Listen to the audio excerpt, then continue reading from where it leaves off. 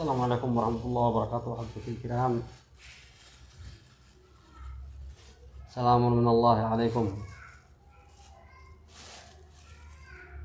أدام الله عليكم الصحة والعافية والخير والبركة. رمضان قادم، رمضان شهر العبادة، شهر الأجر، شهر الثواب، شهر التوبة، شهر التسامح، شهر المغفرة والعفو من النار.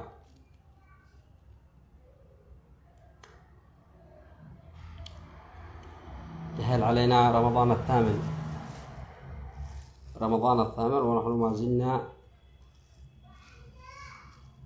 في أماكننا. نزلنا في شارع جمال مترين، طالعين نازلين،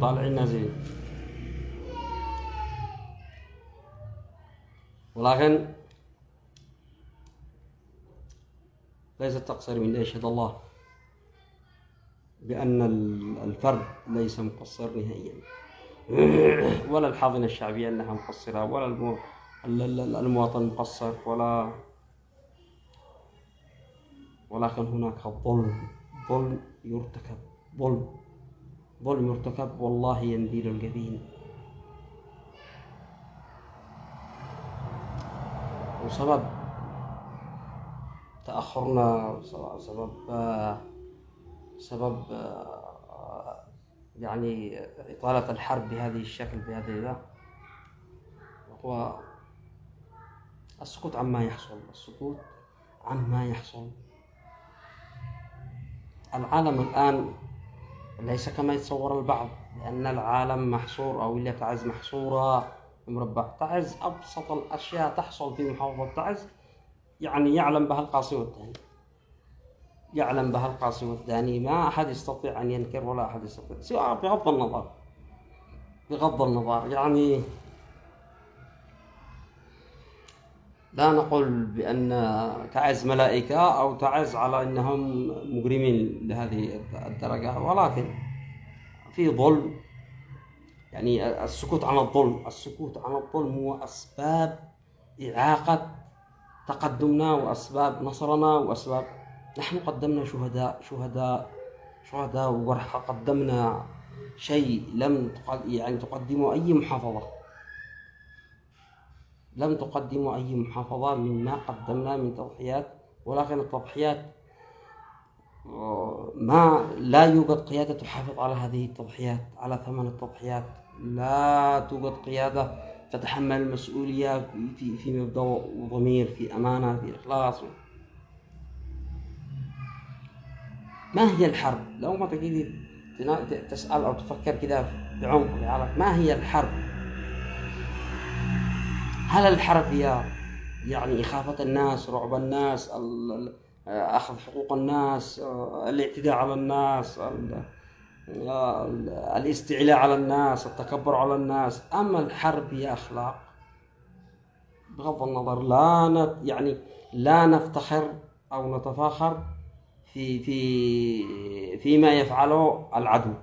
لا نكون نفتخر أو نعمل الشيء ونعطي مبرر، نقول الحوثي يعمل الزيادة. يا أخي، أنا لا علاقة بالحوثي، ولا أفتخر بما يعمل الحوثي. أنا واجب علي أن أنا أكون الوجه الحسن والأداة المميزة والرجل النظيف الشريف الذي يحافظ على ممتلكات الناس، يحافظ على تضحية الأبطال، يحافظ على مبدأ دولة. أنت كدولة الآن أنت أمام العالم، أنت الشرعية وأنت الدولة. هل الشرعية تمثل تظهر وجهها الحقيقي بهذا الشكل القبيح؟ 8 سنوات لم نستفيد مما يحصل ومما حصل ومما بالأخير تجي تناقش أي شيء، يقول لك الحوثي يعمل أزيد. يا أخي لعن الحوثي، أنا ما أكلمك عن الحوثي. خلاص، ما دام قد الحوثي يعمل كذا، نحن لازم نكابره ونعمل زيه.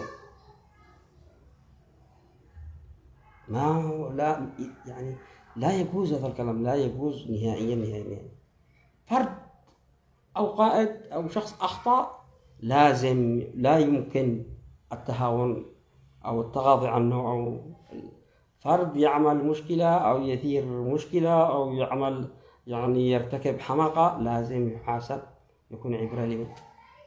قائد عسكري ينزل إلى الميدان ويتفقد أحوال الناس، يتفقد منازل الناس، يتفقد المناطق المحررة، يتفقد يعني ما شو نزل قائد عسكري ينزل صورتين بس يلا قد نزل. طيب أنت عندما ربنا أنجح يعني وفقنا بالنصر، أنت كقائد عسكري أو كقائد جبهة أو مسؤول أو كذا، المواطن الذي سيعود يعني ما هو الشيء الذي يرضيه كي يعود، الشيء الذي ينصفه، الشيء الذي يعني يثبت له إنك كدولة. هل ممتلكاته محفوظة مصانة، ممتلكاته موثقة محرزة؟ هل أنت كقائد عسكري عندك الثقة الكاملة بأنك ستحمي أي منطقة أو أي مربع أو أي شارع أو أي حي يتم تحريره مستقبلا؟ والله لن تستطيع، ولن ننتصر، والله لن ننتصر، ونحن نتغاضى عن نهب ممتلكات الناس، عن سفك الدماء فيما بيننا، عن إخافة الناس، عن ترويع الناس، عن ظلم الناس، والله لن ننتصر مهما كان. يشهد الله وأتحدى أي واحد بأنه يقول بأننا سننتصر بهذه الأشياء المخلة بالشرف.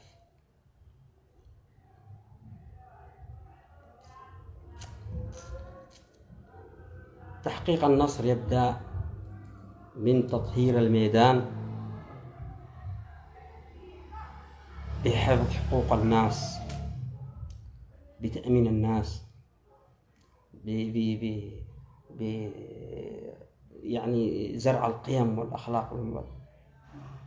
وصل الأمر على أن نحن نتقاتل في الجبهة، نتقاتل في الخطوط الأمامية، نتقاتل والحوثي يتفرج،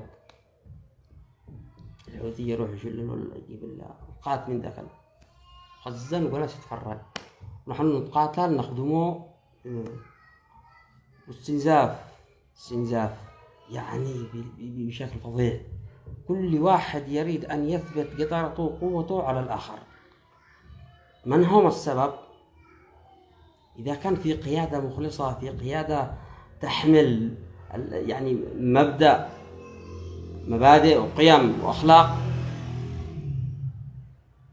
هل سنصل إلى هذا الموصول؟ مستحيل، يشهد الله مستحيل إن احنا نصل لهذا الموصول إذا كنا نحمل القيم والمبادئ. 8 سنوات لم نستطيع نتحرك شبر واحد. ليش الكذب؟ إلى متى نكذب على أنفسنا؟ إلى متى نكذب على أنفسنا؟ إلى متى نكذب على الناس؟ إلى متى؟ أبطال بالخطوط الأمامية، والله أبطال شرفاء، بخمطة عين يتقاتلوا فيما بينهم. وعلى إيش؟ يعني لو كان يتقاتلوا مثلا على موقع تم تحريره، على غنيمة، يعني بالرغم أنه لا يجوز القتال، يعني أن نتقاتل على موقع أو على غنيمة، مع ذلك والله بنقول تمام، والله تقاتلوا على يعني واحد ضحي والثاني قال ركب فوقه، يعني انه ضحي بشهداء وحرر المربع وحرر المنطقة، إلا نتقاتل خلف الخطوط الأمامية والعدو يتفرج. وعلى إيش؟ إما على أرضية أو على منزل واحد هارب قالت من المنزل هذا عادوا يعني في يعني قائم بما يوجد داخله من أشياء وهي محفوظة يعني، ولا يمكن أن يعني وحتى يتقاتلوا مثلا قاتل على المنزل، يا ليت نحن نتقاتل على بأن واحد يشتي يقتحمه أو يدخله يعني يسكن فيه بالقوة، والثاني محافظ عليه يمنعه. بنقول تمام، إلا من هو الذي بيدخله الأول.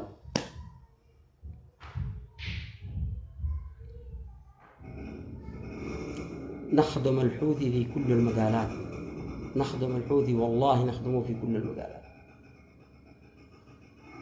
من هو السبب؟ السبب في كبد القيادة، السبب في كبد القيادة. قائد عسكري يا الله ينزل يعمل صورة فقط ضارب،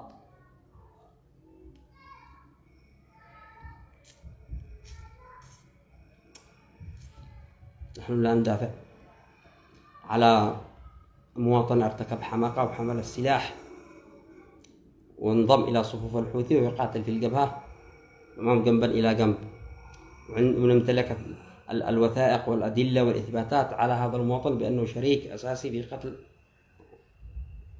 بحيث إن يعني بحيث يتصنى لنا أن يعني نتخذ الإجراءات، نحرز منزله ونحجز منزله ويبقى في نظر القانون. هذا إذا أثبتنا بالأدلة القاطعة على أن الشخص هذا المواطن هذا صاحب المنزل صاحب الشركة بأنه شريك أساسي في حمل السلاح وقتل المواطنين وقتل أبناء تعز. هنا نتخذ إجراءات القانونية بما يعني، لكن يا الله نتسابق منو اللي بيدخل بيت يعني بيوت الناس في أماكن قد يعني فارق السكن، فارق يعني مكان بعيد على خط النار، يعود المواطن آمن ومستبشر بأنه سيعود إلى منزله، بأنه تمام رافع راسه بالجيش الوطني بالمقاومة الشعبية بذا.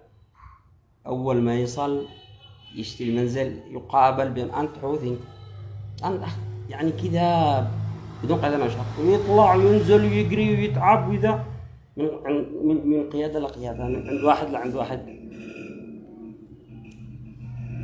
لا يمكن أحد أن ينصبه.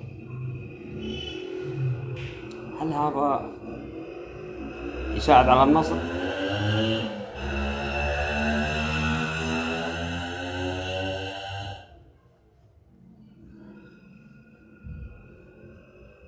قال يا أيها الذين آمنوا لا تسكنوا مساكن الذين ظلموا، ما هو شيء صعلقة. فلذلك عندما نبحث عن النصر ونتمنى النصر يجب علينا أن نصحح الأخطاء، أن نتلافي الأخطاء، أن يعني نحفظ حقوق الناس، ننصف المظلوم، نؤمن الناس. بعدها عندما يكون العمل هذا في نية خالصة في نية صادقة الله يساعد على النصر. أما في هذه الحالة والله لن ننتصر، لن ننصف مظلوم. الظلم إذا ما نفذش الحوثي على أصحابنا نفذوا أصحابنا فيما بيننا، نفذوا الظلم إذا ما ارتكبش الحوثي نحن نساعده، ونرتكب الظلم وننفذ الظلم إحنا فيما بيننا. ومع ذلك نقول النصر قادم، سننتصر، ستنتصر. وأنت بالظلم أنت والحوثي متساويان، كيف بتنتصر؟ مستحيل أنك تنتصر على الحوثي أو الحوثي ينتصر عليك، لأنه أنتم شركاء بالظلم سوا. تحياتي لكم والعفو على الإطالة، شكرا جزيلا لكم.